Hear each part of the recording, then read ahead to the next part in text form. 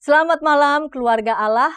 Bagi keluarga Allah yang saat ini sudah berada di rumah melepas penat setelah sepanjang hari bekerja, berkarya, rasanya senang ya. Dan bagi keluarga Allah yang saat ini masih berada di jalan, kiranya kekuatan dan penyertaan Tuhan bersama dengan saudara agar dapat tiba di rumah. Keluarga Allah, ada kegembiraan yang dialami ketika bekerja atau mungkin ada hal-hal yang rasanya belum optimal yang lalu kemudian membuat agak kurang bergembira. Ada juga hal-hal yang membuat kita bergembira dalam pelayanan karena kita merasa dalam beberapa tugas pelayanan itu kita dapat meraihnya. Ada kerjasama, ada saling mengerti, dan rasanya begitu membahagiakan jika suasana kerja, karya pelayanan dihidupi dengan saling melengkapi, bukan dengan kompetisi yang sengit, yang saling sikut menyikut. Sejatinya kita semua adalah para murid yang terus belajar. Kita semua diberi kekuatan, sekaligus kita menyadari ada memang kekurangan dan kelemahan. Namun kekuatan, kelebihan tidak menjadikan kita memegahkan diri, dan keterbatasan maupun kelemahan tidak menjadikan kita kecil hati. Sebab sebagai murid ada Sang Guru Agung yang memberkati dan menemani kita berproses menjadi murid yang saling melengkapi. Mari kita memuji Tuhan dengan bernyanyi, Tuhan Allah hadir.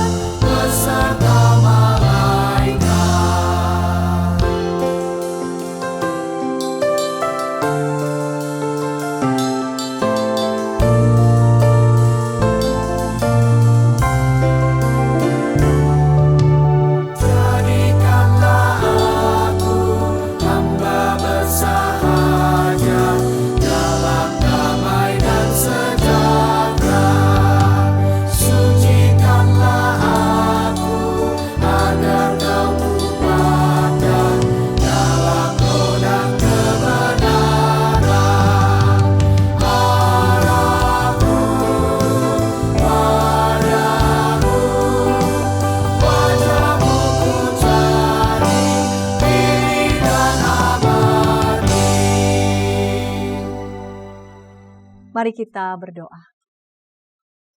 Bapa Sang Sumber Hidup, kami bersyukur kepadamu, Engkau memelihara kami sepanjang hari ini. Dalam rupa-rupa aktivitas yang kami jalani, ada hal-hal yang kami raih, adalah hal yang belum dapat kami capai, dan dengan lapang kami melepasnya sehingga tidak perlu menjadi kegelisahan yang menggelayuti diri kami. Kami percaya bahwa proses sebagai murid Tuhan, Tuhan tetap temani kami agar kami boleh mempercayakan sepenuhnya kepada penyertaan Tuhan. Dan malam hari ini kami mau memberi diri kami untuk boleh Tuhan sertai saat kami akan beribadah bersama dengan keluarga ataupun kerabat. Bimbing dan sertai kami ya Bapa, dalam Kristus kami berdoa. Amin. Dalam rupa-rupa tanggung jawab yang dipercayakan kepada kita, kita berupaya melakukannya dengan sungguh-sungguh. Kita mengharapkan bahwa yang kita upayakan itu dapat menghasilkan sesuatu yang membawa kepuasan. Ketika hasilnya tidak sesuai dengan yang kita harapkan, bisa saja kita kecewa, enggan, dan mungkin saja menarik diri. Rasul Paulus dalam suratnya pada jemaat di Kolose menyampaikan Kristus yang menjadi sosok yang patut diteladani. Dialah yang menjadi kekuatan dan kegembiraan Paulus dalam bekerja dan berkarya. Kolose pasal 1 ayat 28 sampai 29 berbunyi, "Dialah yang kami beritakan bila mana tiap-tiap orang kami nasihati dan tiap-tiap orang kami ajari dalam segala hikmat untuk memimpin tiap-tiap orang kepada kesempurnaan dalam Kristus. Itulah yang kuusahakan dan kupergumulkan dengan segenap tenaga sesuai dengan kuasanya yang bekerja dengan kuat di dalam aku." Mari kita menyambut dengan Mazmur 15.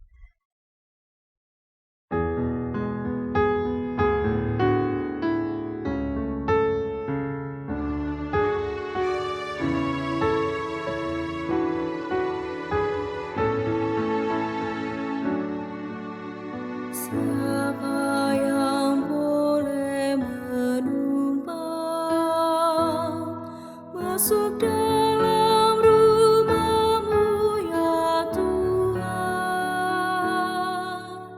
Siapa yang boleh berdiam di gunung-Mu yang kudus?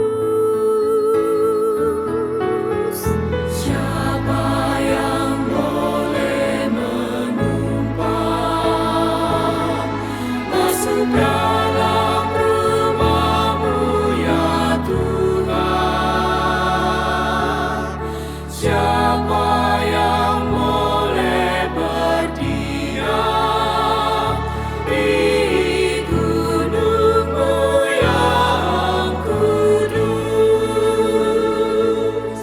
Dia yang berlaku tiada bercela, yang melakukan apa yang adil, yang dengan segenap hati berkata benar, yang lidahnya tak suka memfitnah. Siapa yang boleh menumpang masuk dalam rumah-Mu ya Tuhan? Siapa yang boleh berdiam di gunung-Mu yang kudus?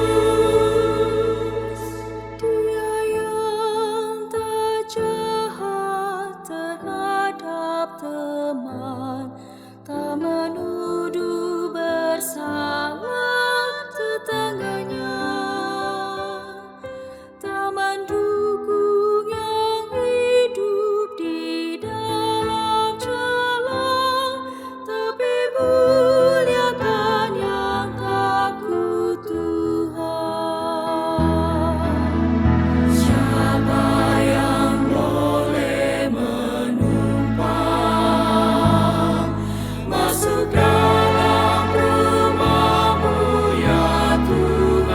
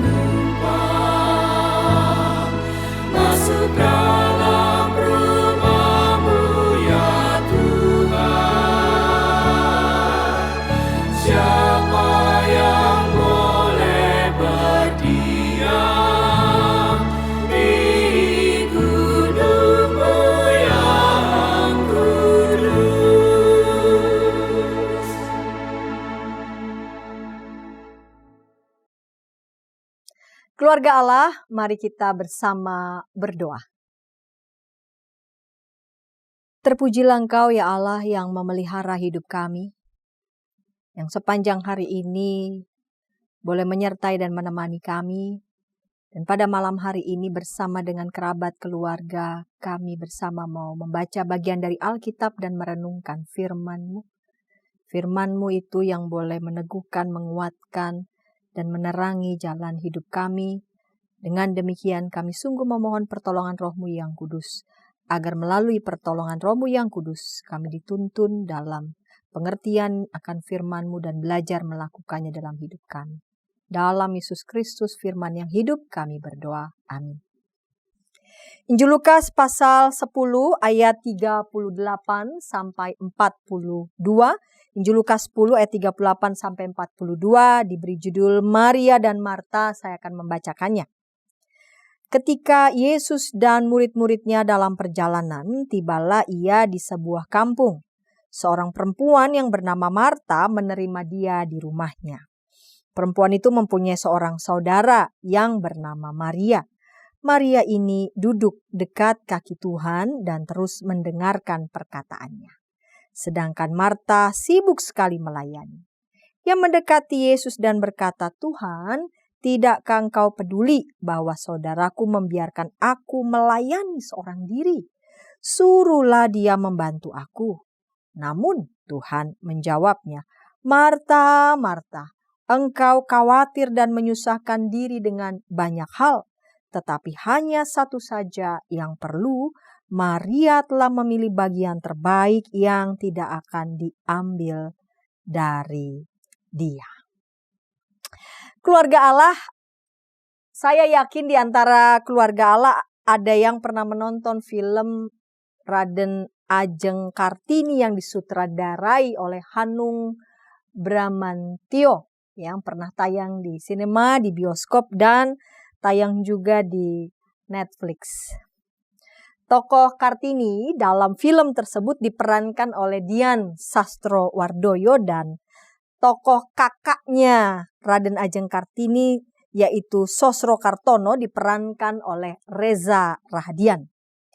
Yang menjadi fokus saya tentu bukan tentang Hanung sebagai sutradara atau aktingnya Dian Sastro atau aktingnya Reza Rahadian.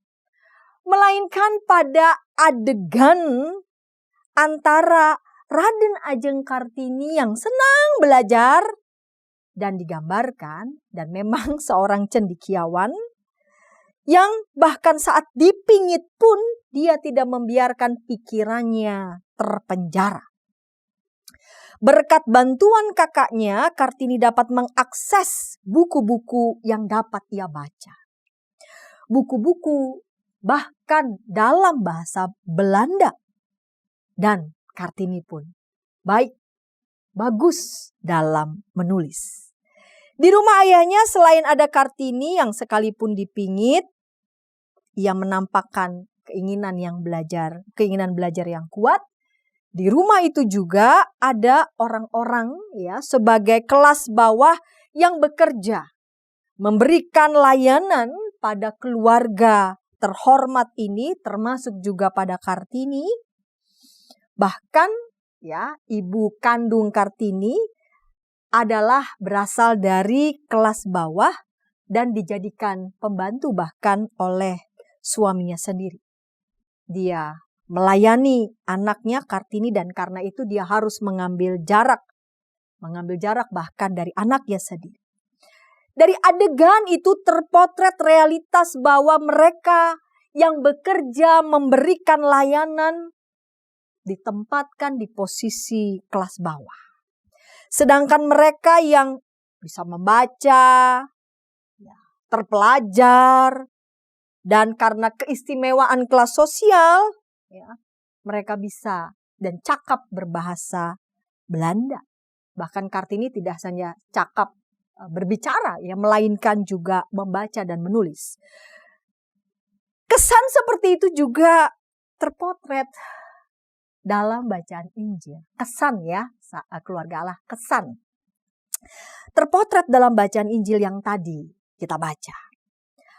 Ada beberapa penafsir yang mengatakan bahwa Maria yang duduk di kaki Yesus itu lebih mulia.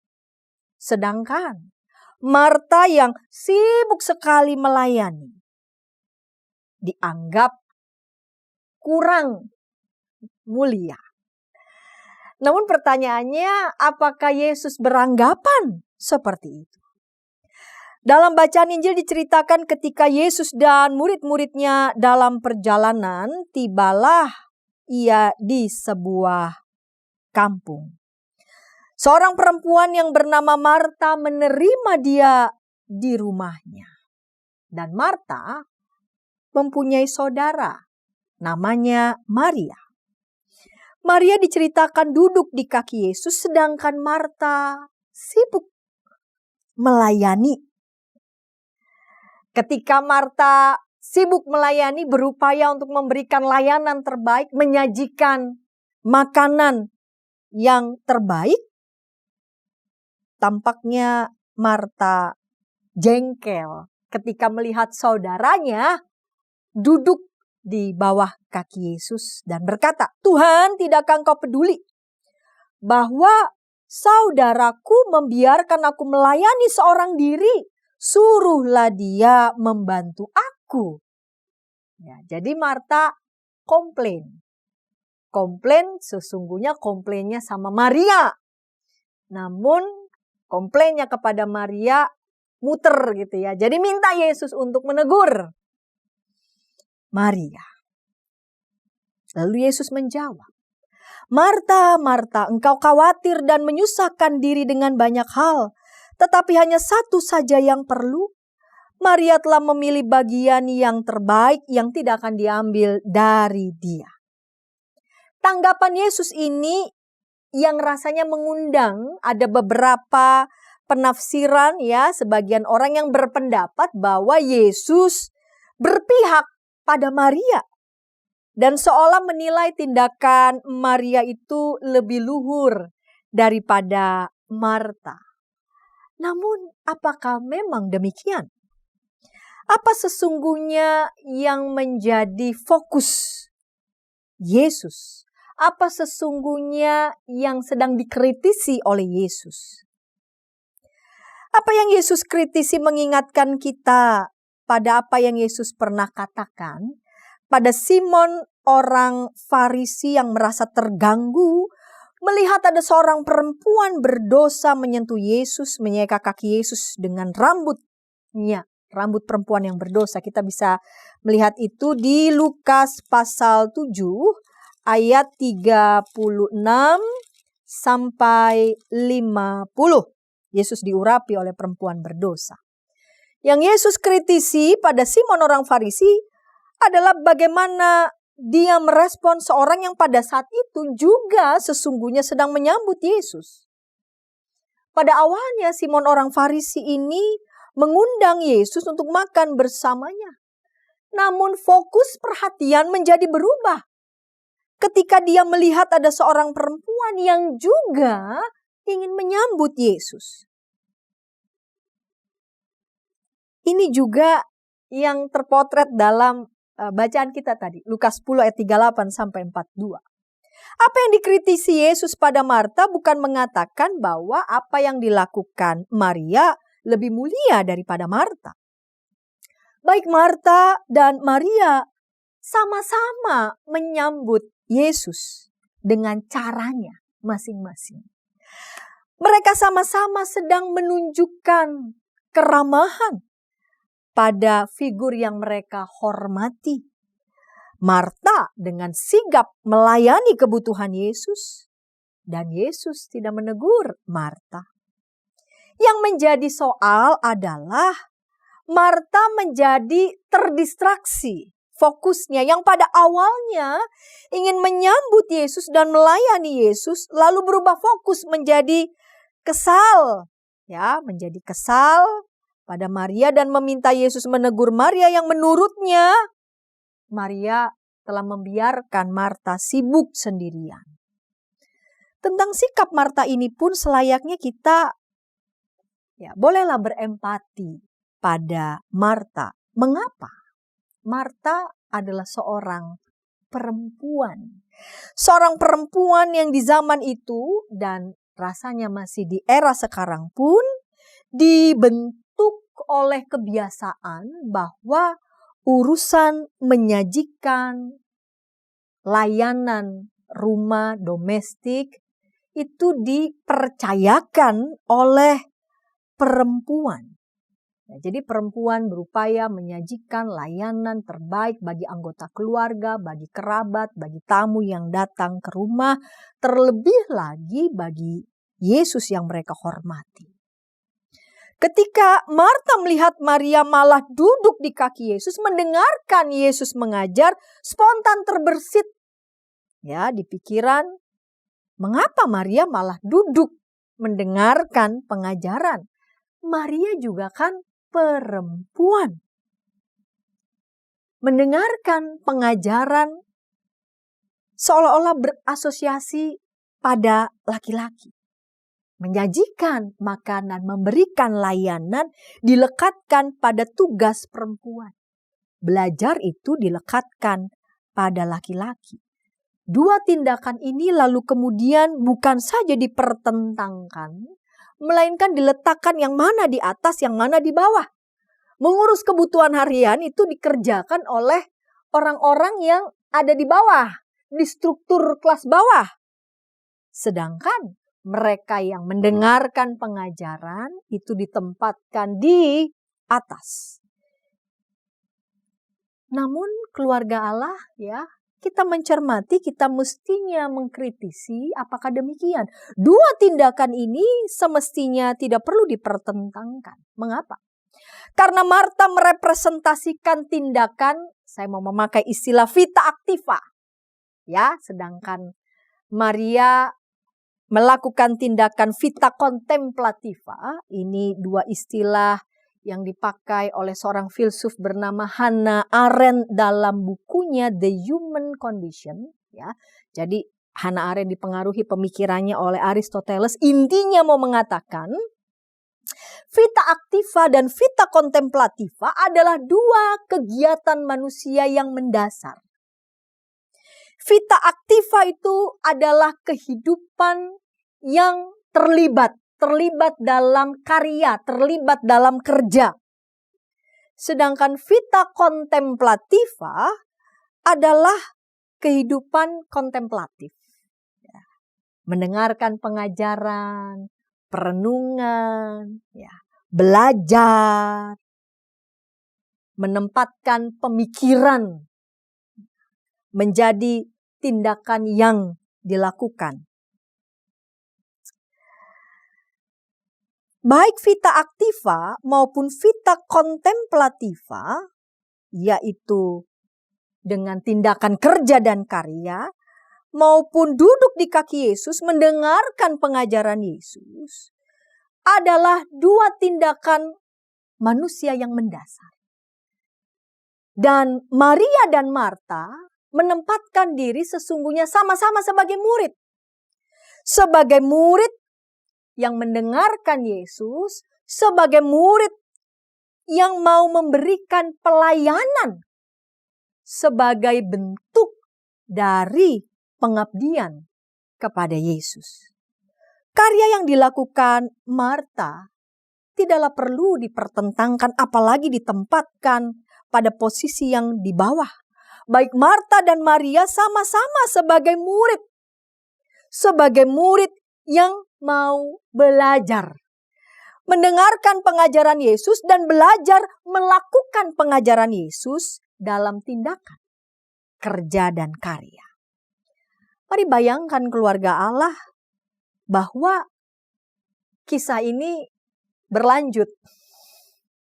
Berlanjutnya seperti ini. Setelah Marta menyajikan makanan, lalu bisa bergabung ya dengan Maria dan mendengarkan pengajaran Yesus tanpa perlu sebel atau tanpa perlu kesal. Mendengarkan pengajaran Yesus sampai selesai.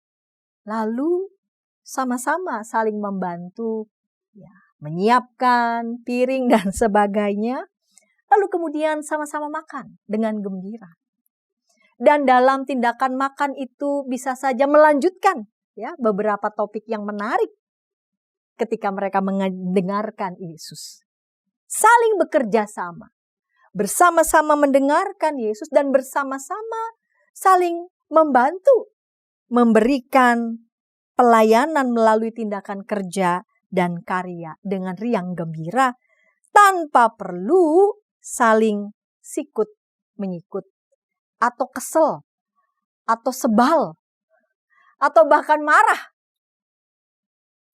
Keluarga Allah yang dikasih Tuhan. Tema kita adalah murid adalah pembelajar dan pelayan yang membebaskan. Kita sama-sama murid. Murid Tuhan. Murid dari Sang Guru Agung di mana kita sama-sama belajar. Sama-sama belajar menyimak, sama-sama belajar mendengarkan apa yang Yesus kehendaki bagi kita. Dan dalam kesediaan untuk mendengarkan pada saat yang sama, kita juga belajar untuk melakukan apa yang kita dengar. Ya, apa yang kita baca. Misalkan ketika kita baca Alkitab, ya, ketika kita membaca beberapa studi buku ya yang menurut kita itu buku-buku yang baik, yang melatih pemikiran kita, mengembangkan wawasan kita, lalu kemudian kita kontemplasikan, kita renungkan, kita resapi, lalu kemudian kita hidupi dalam kerja dan karya, dalam tindakan-tindakan yang melayani sesama. Dengan demikian keluarga Allah, baik mereka yang belajar ya dengan membaca, dengan merenungkan, dengan menulis, dan menghidupi yang mereka pelajari dalam kerja dan karya itu sama-sama dua tindakan yang mendasar. Sama-sama dua tindakan yang perlu dilakukan oleh murid-murid Tuhan yang sama-sama sedang berproses untuk belajar. Dengan demikian, apapun tugas yang Tuhan percayakan kepada kita, ya, entah itu melalui pelayanan, entah itu di ladang pekerjaan, ya, kita kerjakan dengan riang gembira tanpa perlu merasa ya bersaing, ya, kompetisi, tidak sehat gitu, sikut menyikut, lalu kemudian jadi kesel, jadi marah atau mungkin timbul rasa cemburu. Ya, dan menjadi melakukan hal-hal yang tidak penting dan justru merusak ya tindakan yang semula kita mau fokuskan menjadi sebuah tindakan yang baik, yaitu belajar dan menindaklanjuti apa yang kita pelajari dalam tindakan kerja dan karya. Amin. Saat hening untuk kita.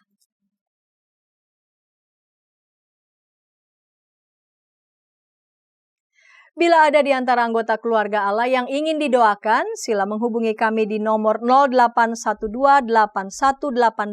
0812-8188-9191. Tim doa kami akan mendoakan saudara. Mari kita berdoa. Tolong kami ya Allah, agar kami menyadari bahwa Engkau menjadikan kami dengan begitu indah dalam berbagai kapasitas dan potensi di tempat kami masing-masing. Dan karena itu kami mau saling bekerja sama.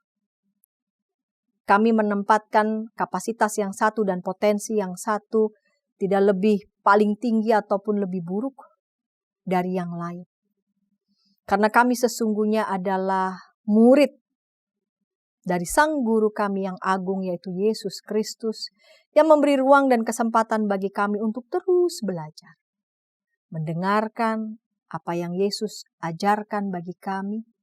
Mendengarkan bukan saja dengan telinga, namun juga mencondongkan hati kami untuk sungguh-sungguh boleh mendengarkan. Dan belajar juga menindaklanjuti apa yang kami dengar lewat karya kerja kami.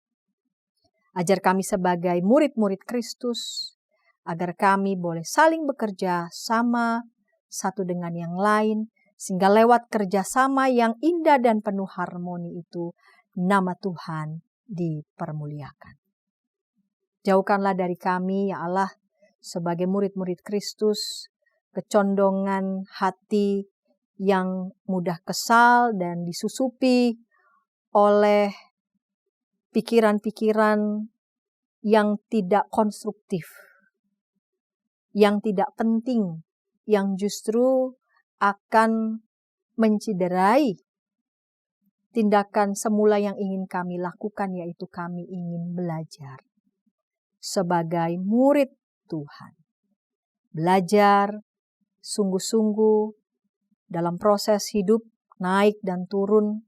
Ketika kami terjatuh, kami belajar untuk bangkit lagi dan terus belajar dan mengupayakan yang terbaik dari apa yang ada pada diri kami, sehingga dengan demikian karya murid-murid Tuhan dimanapun berada menjadi karya yang mempermuliakan nama-Mu. Terima kasih Bapa. Dalam Yesus Kristus kami berdoa. Amin. Sebagai murid-murid Kristus, kita membangun relasi antar sesama untuk membebaskan kita mengambil tugas masing-masing tanpa perlu saling menjatuhkan. Sehingga yang dilakukan oleh saudara dan rekan sekerja kita merupakan bagian dari pekerjaan bersama, memuliakan Tuhan melalui kerja karya antar sesama. Apalah arti ibadahmu? Mari kita nyanyikan.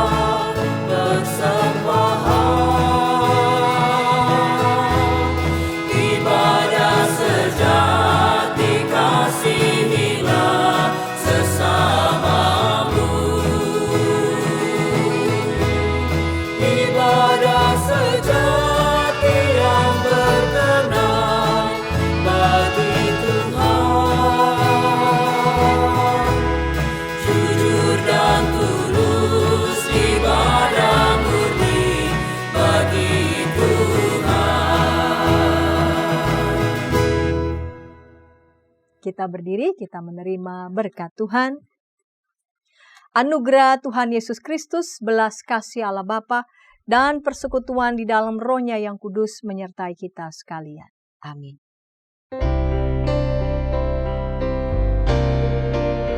Terima kasih ya Allah Bapa, terima kasih ya Yesus Kristus Tuhan, terima kasih ya Roh Kudus, Allah Trinitas Maha Kudus. Amin.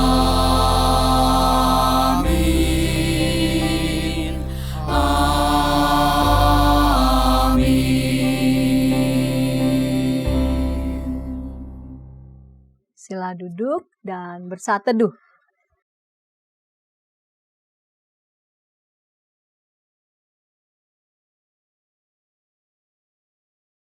Selamat malam dan terima kasih.